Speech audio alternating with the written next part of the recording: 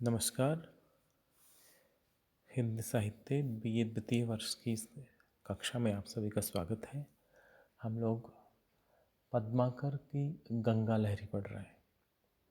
कवि पद्माकर गंगा की महिमा का आख्यान अपनी कविता में कह रहे हैं।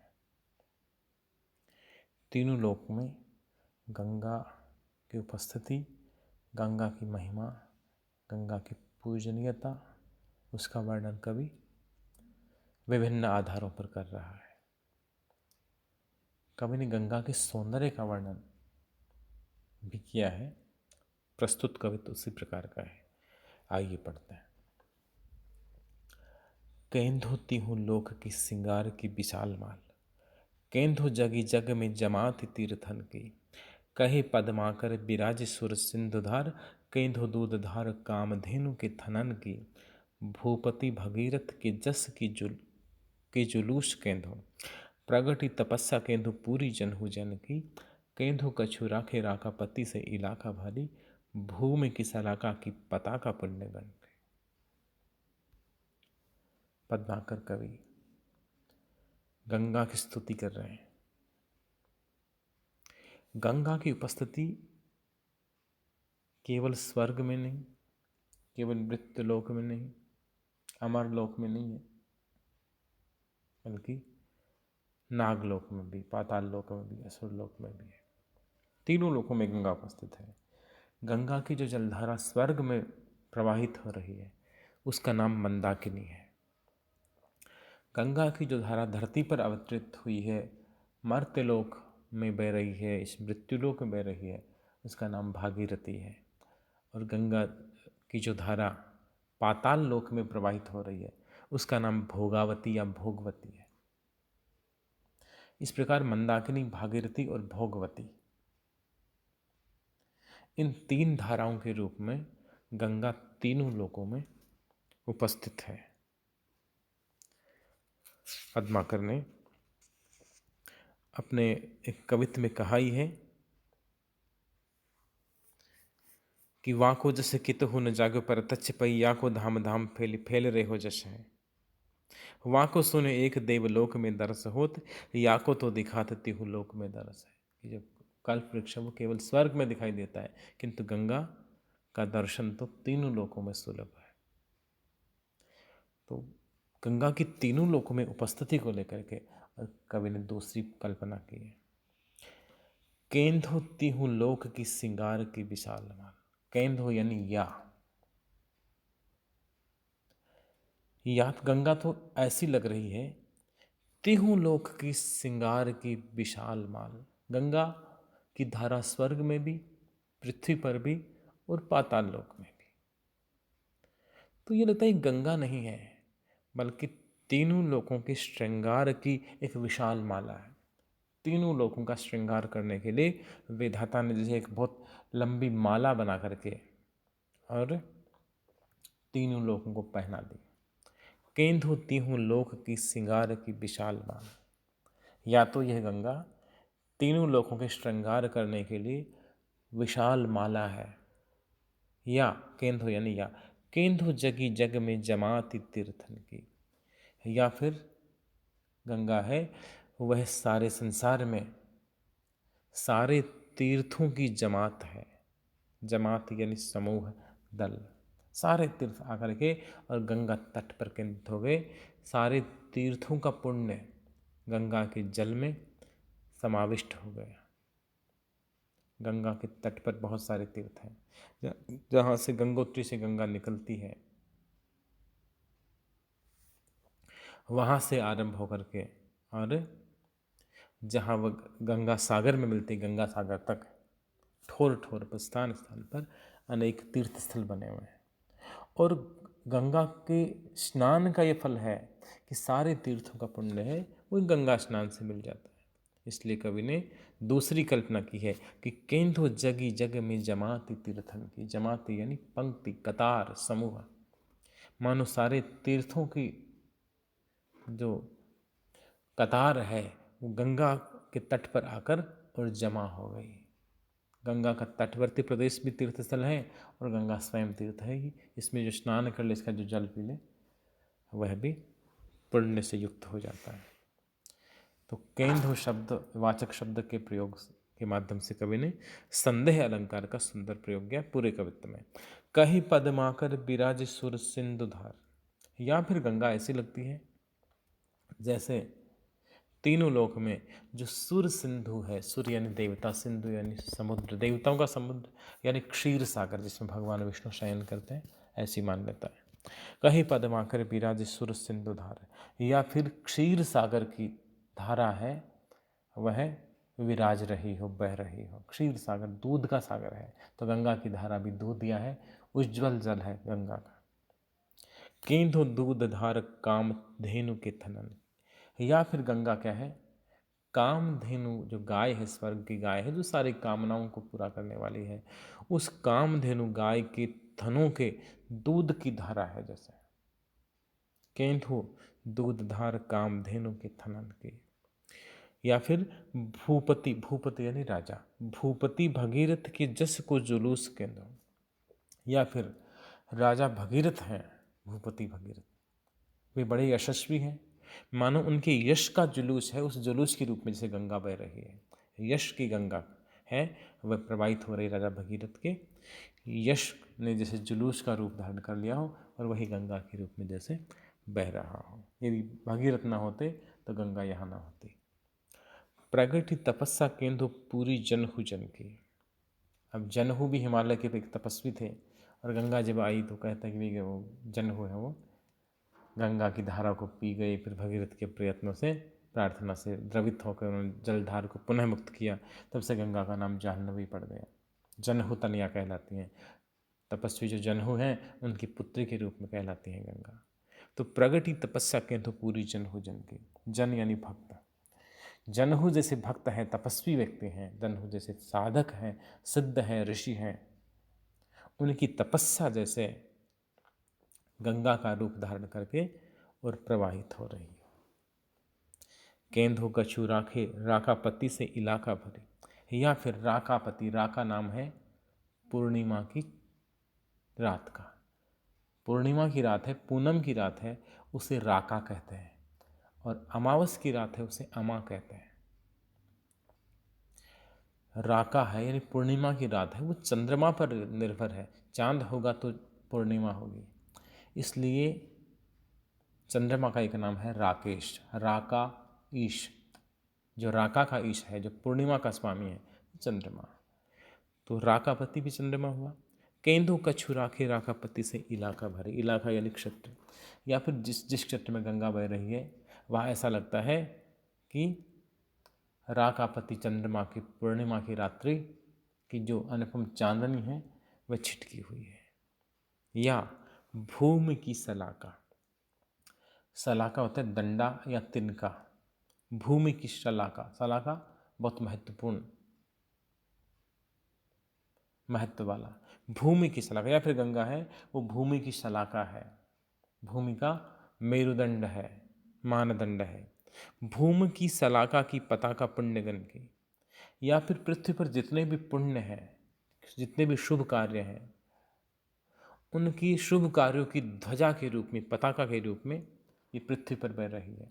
संसार में जो भी पुण्य कार्य हैं, जितने भी शुभ कार्य हैं, वे पुंजीभूत होकर के, इकट्ठे होकर के और गंगा की जलधारा के रूप में जैसे संसार में प्रवाहित हो रहे हैं।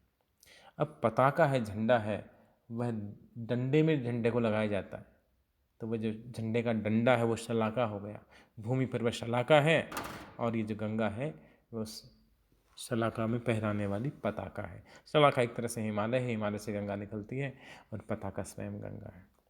तो कवि ने गंगा को कई सारे उपमाएं दी हैं और किसी एक उपमा पर कवि का निश्चय स्थिर नहीं होता, इसलिए संदेह अलंकार है। केंधो वाचक शब्द के प्रयोग से कवि ने संदेह अलंकार को यहाँ घटित किया है समूचे कवित्व में। इसे पढ़ करके आपको सहसा पंथ को आपने पढ़ रखा है तो पंथ की नौका विहार कविता आपको याद आ सकती है। पद्माकर मध्यकालीन रीति से गंगा के सौंदर्य का अंकन करते हैं। पंत है बिल्कुल आधुनिक मन से, नई दृष्टि से, नए नज़रिए से गंगा के सौंदर्य को आंकते हैं। जैसे सैकत सैया पर दुग्ध धवल, तनवंगी गंगा ग्रीष्म विरल, लेटी है श्रांत क्लांत निश्चल, गोरे अंगों पर सिहर सिहर लहराता तार तरल सुंदर, चंचल अंचल सा नीलांबर, लघुतरणी हंसनी सी सुंदर, तर रही खोल पालों के पल, मृदमंद मंद मंथर मंथर। तो इस प्रकार से पंत की दृष्टि बिल्कुल आधुनिक है, आधुनिक काल के कवि हैं। पद्माकर भी गंगा के सौंदर्य का अंकन करते हैं, लेकिन सारे के सारे पौराणिक आख्यान ले आते हैं। बिल्कुल उस पौराणिक परंपरा से नहीं हट पा रहे, क्योंकि मध्यकाल की सीमा में वो बंधे हुए हैं, उससे आगे वो ज़्यादा देख नहीं पाते। इसलिए या तो पुराणों की ओर, चमत्कारपूर्ण कथाओं की ओर लौट के आते हैं, धार्मिक कथाओं की ओर लौट के आते हैं, या फिर कोई वो दूर की कोड़ी वाली कल्पनाएं लेके आते हैं। लेकिन जो प्रकृति का जो सहज सौंदर्य है, वहाँ तक पद्माकर नहीं पहुँच पाते। ऐसा विश्वनाथ प्रसाद मिश्र का आकलन भी है कि वे गंगा के सौंदर्य तक ठीक ठीक उनकी पहुंच नहीं बन पाती है। वे पौराणिक आख्यान में उलझ के रह जाते हैं, या फिर चमत्कारपूर्ण शैली में दब की उनकी सारी कवित्व शक्ति है वो रह जाती है। अगला कवित्व देखिएगा। जम को न जोर जब पापिन पे चालो तब, हाथ जोरी गंगा जो सो चुगली करे करे, बड़ेन पे ढरो पे ना ढरो देखे तुच्छन पे, कहे पदमाकर सुनावद हरे हरे, बड़ेन पे ढरे बड़ी पाई ये बड़ाई देखो, ईस पे ढरी तो तुम्हें ईस शीस पे ढरे, और तुच्छन को देती जैसो नारायण रूप तेसो, तुच्छ तुम्हें तुच्छ करी पाइन तरे धरे। गंगा धरती पर आ गई, और गंगा पाप विमोचनी है, पापहारी है, अघारी है। जो भी गंगा के दर्शन कर ले, जो भी गंगा जल पान कर ले, जो गंगा में स्नान कर ले, तो पाप मुक्त हो जाए, ऐसी मान्यता है, ऐसा विश्वास है। तो गंगा जब धरती पर आ गई तो सारे पापी पाप मुक्त होने लगे। पद्माकर ने लिखा ना, जमपुर द्वारे लागे तिन में केवारे, कऊ है न रखवारे ऐसे बन के उजारे हैं। तो गंगा तार रही है, मुक्त कर रही, सबको तार रही है। पद्माकर तो यहाँ तक कह देते हैं कि जेते जेते तूने तारे तेते नभ मैंने तारे, या फिर जहाँ जहाँ मैया तेरी धूरी उड़ जाती गंगा, तहाँ तहाँ पापन की धूरी उड़ जाते हैं। जहाँ जहाँ गंगा तट की धूल हवा के साथ उड़कर जाती है, वहाँ वहाँ पापों की धूल उड़ जाती है, पाप वहाँ नष्ट हो जाते हैं।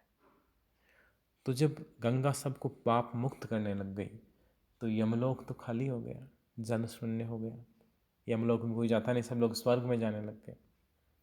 तो कवि ने बड़े रोचक ढंग से इस पौराणिक आख्यान का सहारा लेकर के और गंगा की जो पावनता है, पाप विमोचन जो शक्ति है, उसका वर्णन किया है। जम को न जोर जब पापिन पे चालो, कोई पापी है उसकी मृत्यु होती, वह गंगा तट पे आ जाता, गंगा में स्नान कर लेता, या उसकी मृत्यु के बाद में उसके परिवार के लोग हैं वे उसके अस्थि अवशेष में गंगा में प्रवाहित कर देते, तो वो मुक्त हो जाता। तो पापी को लेने के लिए यमराज आते या यमदूतों को भेजते, लेकिन उससे पहले उन्हें देवदूत आके ले जाते, स्वर्ग में ले जाते। पापियों को रोकने का प्रयास करते हैं, लेकिन वो देवदूत कहते नहीं नहीं, इसने गंगा स्नान किया है तो इसके पाप सारे धुल गए। तो जम को न जोर जब पापिन पे चाले, यमराज का जब पापियों पर कोई जोर नहीं चला, तो हाथ जोरी गंगा जो सो चुगली करे खरे, तो यमराज स्वयं गंगा के तट पे आके खड़े हो गए।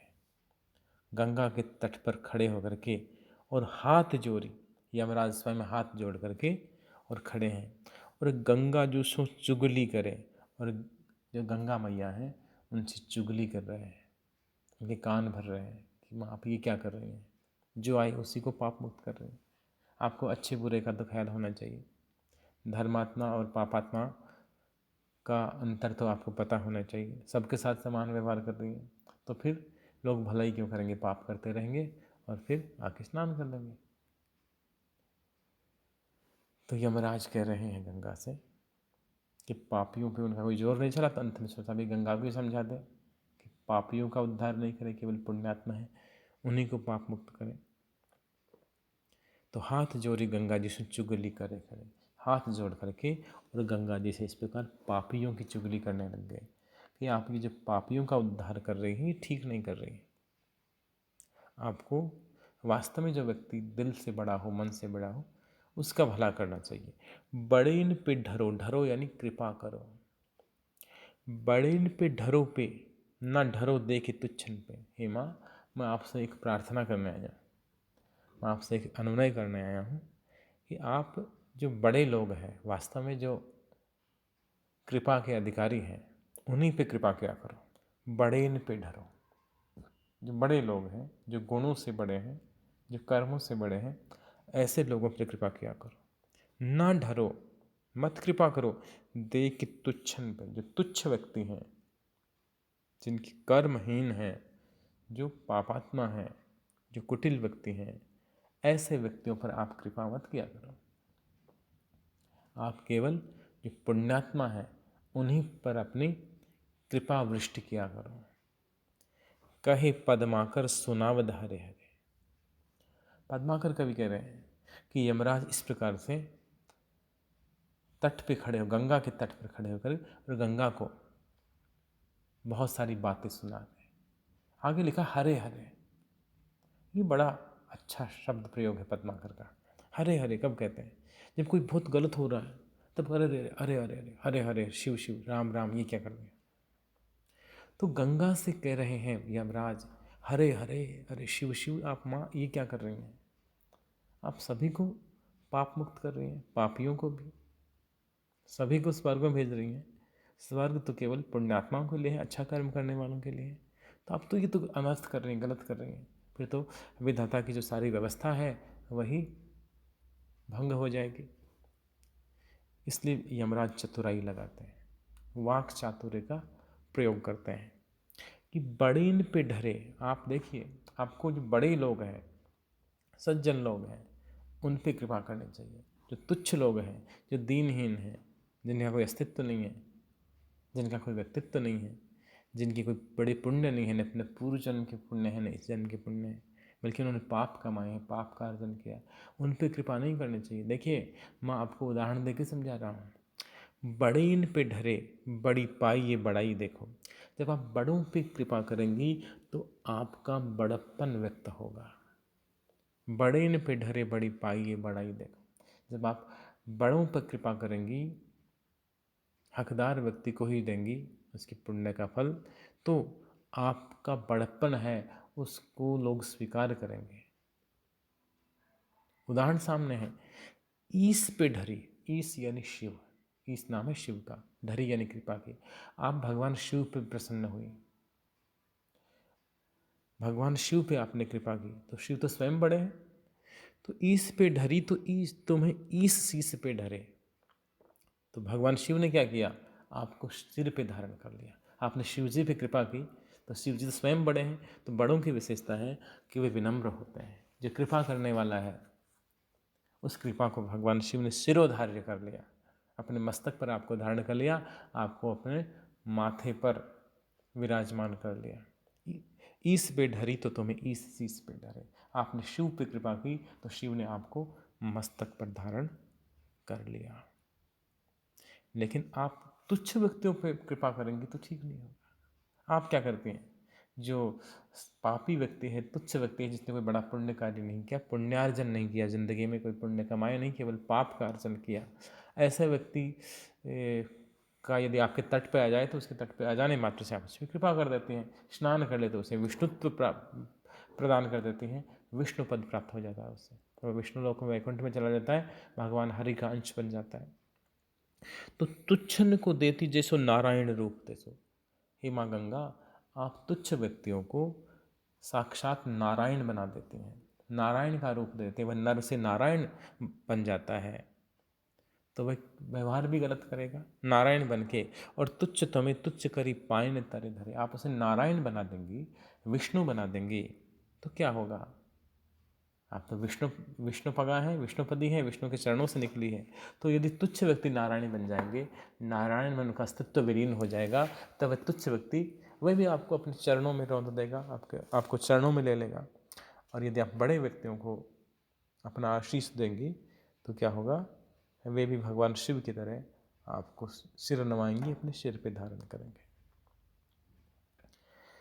तो यह जो परिकल्पना है कि गंगा है, गंगा स्नान से व्यक्ति को शिवत्व प्राप्त होता है, विष्णु पद की प्राप्ति होती है, इसको लेकर के हिंदी के बहुत सारे कवियों ने कविता लिखी है।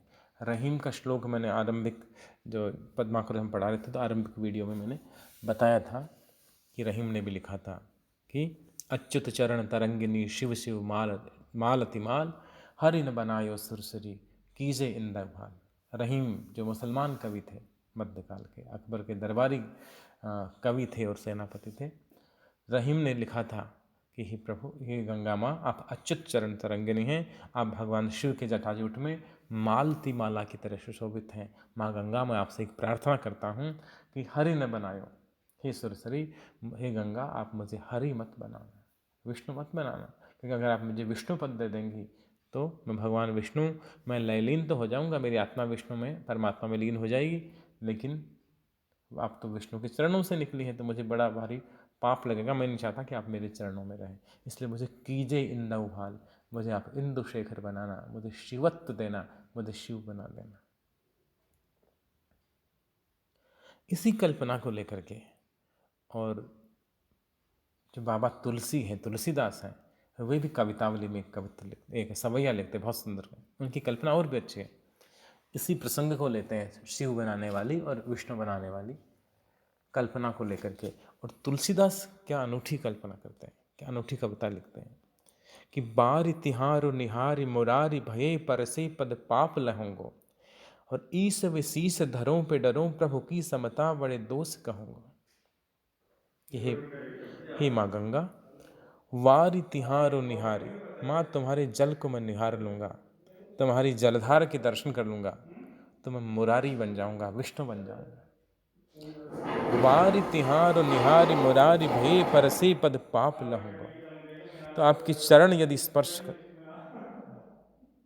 आपके जल को मैं स्पर्श कर लूँगा तो परसे पद पाप लहूंगा। तो माँ विष्णु भगवान के आप चरणों से निकली, अजी मुझे विष्णु पद प्राप्त हो गया, यदि मेरी आत्मा विष्णु में लयलीन हो गई तो विष्णु के चरण आपको स्पर्श होंगे, विष्णु के चरणों से निकली हैं तो मैं भी विष्णु का अंश हो गया, तो आपको मैं पैर लगाऊं ये तो बड़ा भारी पाप हो जाएगा। त्वारि तिहारो निहार मुरारी भये परसों पद पाप लहूंगो, और ईश व शीश धरों, ये थोड़ा ठीक लगता है कि मैं शिव बन जाऊं, ईश बन जाऊं और आपको सिर पे धारण कर लूं, लेकिन तुलसी तो बड़े मर्यादावादी कवि हैं, वे शिव भी नहीं बनना चाहते, वे विष्णु भी नहीं बनना चाहते, शिव भी नहीं बनना चाहते। रहीम तो विकल्प चुन रहे हैं, हरि ने बनायो सुरसरी कीजे इंद्र भाज, बोले हरि मत बनाना, विष्णु मत बनाना, मुझे शिव बना देना ताकि आपको मैं मस्तक पर धारण कर सकूं, मैं सिरोधार्य कर सकूं। लेकिन तुलसी तुलसी न विष्णु बनना चाहते हैं, ना न शिव बनना चाहते हैं। ईश व शीश धरों पे डरो, मैं ईश बन करके और आपको सिर पे धारण करूं, लेकिन मुझे डर लगता है। डरो प्रभु की समता बड़े दोष कहूंगे, क्योंकि शिव तो प्रभु हैं, परमात्मा हैं, मैं उनकी समानता करूं, ये तो बड़ा भारी दोष है। न मैं विष्णु बनूंगा, न मैं शिव बनूंगा, फिर मैं क्या करूं? बरु बार ही बार शरीर धरूं, रघुवीर को वे तब तीर रहूंगो, भागृति विनवों कर जोर, बहोर निखोर लगे सु कहूंगो। माँ मुझे शिवत्व नहीं चाहिए, मुझे विष्णु पद भी नहीं चाहिए, मुझे मोक्ष नहीं चाहिए। पूरे मध्यकाल का, पूरे भक्ति काल का 400 500 600 साल में जो सैकड़ों भक्त कवि हैं, उनमें अकेला कवि है जो मोक्ष नहीं चाहता, जो मुक्ति नहीं चाहता, जो बार बार इस धरती पर शरीर धारण करके आना चाहता है और गंगा तट पर रहना चाहता है, जिसको स्वर्ग से ज़्यादा, जैसे मोक्ष से ज़्यादा इस धरती से प्यार है। पूरे मध्यकाल का इकलौता कवि। बर बार ही बार शरीर धरो, चाहे मुझे बार बार इस आवागमन के चक्कर में, आप कबीर से ले लीजिए और मीरा, रसखान, सूरदास, सबसे चले आइए, एक भी कवि ऐसा नहीं मिलेगा जो मोक्ष नहीं चाहता हो, अपना उद्धार न चाहता हो। लेकिन तुलसी इकलौता कवि जो कह रहा है कि मुझे स्वर्ग नहीं चाहिए, मुझे मोक्ष नहीं चाहिए, मुझे विष्णुत्व नहीं चाहिए, मुझे हरि पद भी नहीं चाहिए, मुझे हर पद भी नहीं चाहिए, बल्कि बर बार ही बार शरीर धरूं, रघुवीर को वे तब तीर रहूँगा। मैं राम का दास बनकर माँ तुम्हारे तट पे रहूँगा, तुम्हारे किनारे वास करूँगा। भागीरथी बिनवों कर जोर। हे माँ गंगा, मैं हाथ जोड़कर आपसे प्रार्थना कर रहा हूँ कि जिस किसी चीज़ में जरा सा भी दोष लगता हो, मैं ऐसा नहीं करना चाहता। बहोर नखोर लगे सो कहूँगा, जिसमें दोष नहीं लगे मैं तो वही करूँगा। तुलसी बड़े चतुर कवि हैं, उन्हें ये धरती बहुत प्यारी है, ये इहलोक बहुत प्रिय है, इसलिए बार बार जन्म लेना चाहते हैं धरती पर और बार बार पुनः राम की भक्ति करना चाहते हैं, गंगा की पावनता को निहारना चाहते हैं, इसलिए वो सगुण उपासक मोक्षम रहेंगे, ऐसा कहते हैं। या अपने मानस के अंत में भी वो यही कहते हैं कि काम ही नारी प्यार जिमि, लो वही प्रिय जिमि दाम, तिमि रघुनाथ निरंतर ही प्रिय लाग ही मई राम। तो पुरुषार्थ चतुष्टय को ठुकरा करके, मोक्ष को ठुकरा करके और इहलोक के गीत गाना, ये एक तरह से उस मध्यकाल में जो कहीं एक दबी हुई आधुनिकता है जो आगे चलकर हमारे आधुनिक काल में प्रकट होती है कि परलोक की अपेक्षा इहलोक को महत्व देना, उसका जो बीज है वो हमारे उस मध्यकाल में छुपा हुआ है, अवस्थित है। धन्यवाद। शेष हम अगली क्लास जब होगी तब पढ़